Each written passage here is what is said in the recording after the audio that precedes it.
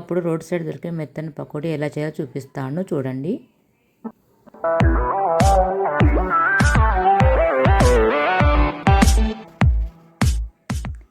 Welcome back to masalas kitchen. ఈరోజు నేను మెత్తని పకోడీ చూపిస్తున్నాను.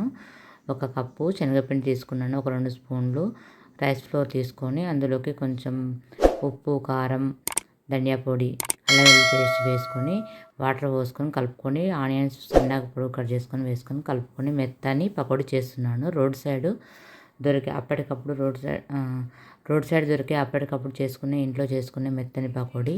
ఎవరైనా ముసలి వాళ్ళు ఉంటే వాళ్ళకు బాగుంటుంది. మెత్తని ఇలా చేసి పెట్టండి, చాలా బాగుంటుంది. గోల్డెన్ బ్రౌన్ కలర్ వచ్చే వరకు చేసుకొని పెట్టుకోండి, అంతే. అలాగే కొంచెం పిండి కూడా మిగిలింది, రైస్ ఫ్లోర్ పిండి. సరపిండి పెడుతున్నాను, ఒక గిన్నె. సరపిండి ఎలా పెడుతున్నానో చూడండి.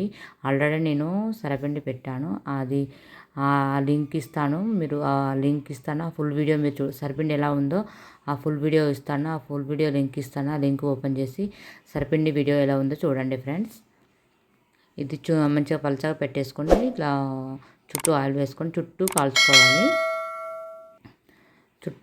మొత్తం చుట్టూ కాల్చుకుంటే చాలా బాగుంటుంది టేస్ట్గా. ఇప్పుడు పకోడీ తీసేసాను. ఇంకో ఇలా వచ్చినాయి మెత్తగా, చాలా బాగున్నాయి టేస్ట్గా. ఓకే, ఈ వీడియో మీకు నచ్చినట్లయితే సబ్స్క్రైబ్ చేసుకొని లైక్ చేయండి, షేర్ చేయండి, కామెంట్ చేయండి. మెత్తని పకోడీ ఎలా ఉందో వీడియో కామెంట్ చేయండి ఫ్రెండ్స్. ఈ వీడియో మీకు నచ్చినట్టు సబ్స్క్రైబ్ చేసుకోండి, లైక్ చేయండి. Thanks for watching friends. Bye. Next video